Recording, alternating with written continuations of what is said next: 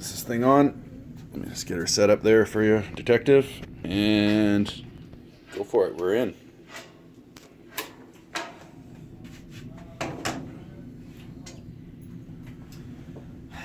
So, Noah, how's your day going? I mean, not great. I didn't even anticipate being called down to the police station like this. Do you know why we asked you to come down today? No, I didn't do anything. We have a lot of evidence that puts you at the scene of the crime, that points to you directly as a murderer, and I'd like to ask you a few questions. Maybe you can help us clear a few things up. But it's looking like a pretty closed book case that you murdered Roy Prescott. Okay. I thought this might happen, so I had my lawyer draw up a statement. Can I read it? Yeah, feel free to read your statement.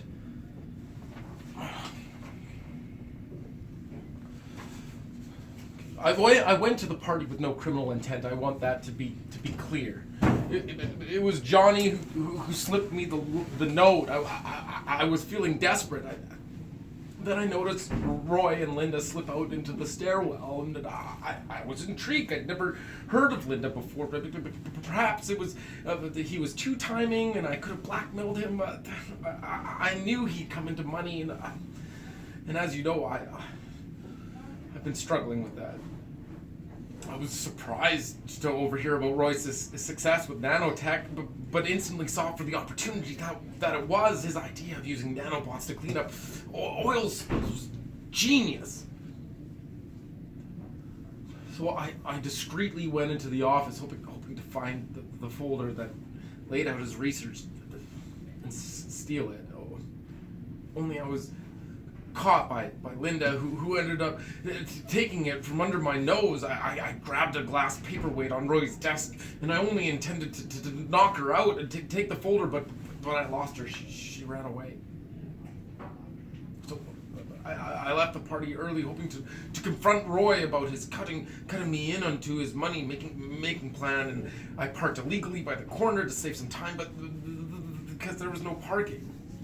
I've been to Roy's a few times, so I used the key under the mat and let myself in as I had before. While I was using the bathroom, Roy entered the apartment by himself, and when I asked Roy about cutting me into his deal, he refused. He wouldn't even discuss the matter and turned away and headed into the bathroom. I got so angry, really angry. I mean, we've been office mates for years now, and we've been friends and worked together, and now this nanotech thing was finally taking off, and he cut me out. I mean, I still had the paperweight from the office as I was going to give it back to him, and I followed him into the bathroom, and I hit him in the head with it. I only intended to knock him down, steal the file. He was double dipping behind the university's back, and it's not like he was gonna report me. If I could have figured out what he was using for mercury, I could design my own nanobots.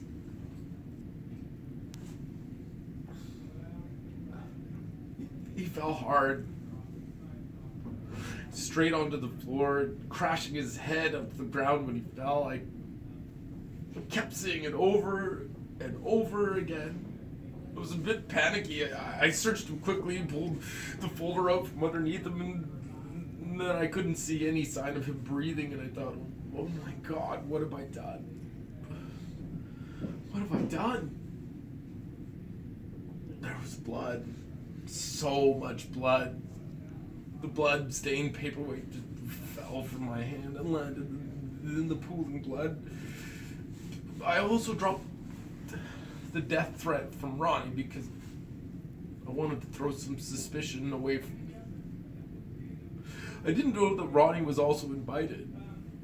I closed the bathroom doors, slipped out the apartment and onto the fire escape, and ran away.